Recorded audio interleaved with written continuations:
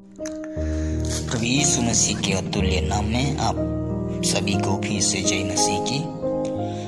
परमेश्वर का धन्यवाद देते हैं फिर से इस सुंदर समय के लिए। आज के मनन के भाग के लिए हम देखेंगे यशायाह भविष्यवक्ता की पुस्तक उसका 11वां अध्याय और 9वीं आयत में परमेश्वर का वचन यूं कहता है, मेरे सारे पवित्र पर्वत पर न तो कोई दुख देगा और न हानि करेगा, क्योंकि पृथ्वी यहोवा के ज्ञान से ऐसी भर जाएगी जैसे जल समुद्र में भरा रहता है। मनुष्य के पाप के कारण इस दुनिया में, इस पृथ्वी में कई सारे ऐसे पाप, अपराध और श्राप मनुष्य के पाप के कारण आ गया। कई सारे से दुख, परेशानी, समस्याएं मनुष्य के अपराध, आज्ञा न मानने के कारण आया।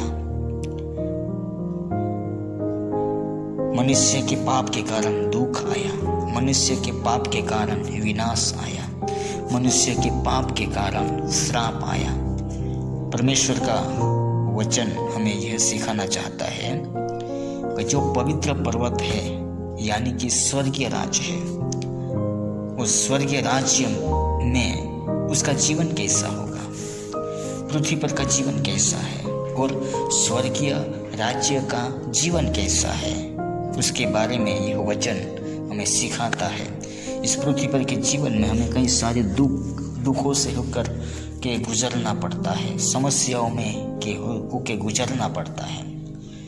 कई सारे दुख हमारे जीवन में आते हैं और कई सारे लोग हमें दुख देते हैं, पर परमेश्वर का वचन में यहाँ पे जो लिखा है, न तो कोई दुख देगा, कोई दुख देने वाला वहाँ पे ना होगा, कोई हानि करने वाला ना होगा। इस पृथ्वी पर के जीवन में कई सारे लोग, कई सारे मसीही विरोधी, कई सारे ऐसे लोग जो हमें दुख देते हैं, समस्या देते हैं, पर परमेश्वर का वचन हमें यह कहना चाहता है कि स्वर्गीय राज्य में ऐसा जीवन नहीं होगा, कुछ अलग प्रकार का होगा।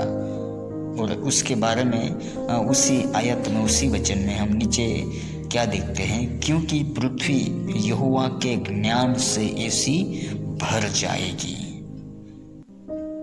वह जो पृथ्वी होगा, नई पृथ्वी, नया आकाश, वह जो पृथ्वी होगी, उस पृथ्वी में परमेश्वर का राज्य चलेगा। यहोवा का ज्ञान से, यहोवा की बुद्धि से सारा राज्य चलने पाएगा। इस पृथ्वी पर के जीवन में कई सारे ऐसे लोग हैं जो बुद्धि के विकृति के कारण कई सारे ऐसे योजनाएं घटते हैं। मनुष्य के पाप के स्वभाव के कारण, जो बुद्धि में आने वाली रुकावटों के कारण कई सारी ऐसे अलग विचारधाराएं चलती है, पर उस स्वर्गीय राज्य में ऐसा नहीं होगा। परमेश्वर का ज्ञान चलेगा, परमेश्वर की बुद्धि से, बुद्धि के अनुसार राज्य होगा। इसलिए मैं आपसे कहना चाहता हूँ कि परमेश्वर पर भरोसा रखें उस राज्य में पहुँचने के लिए जो हमारे लिए रखा गया है।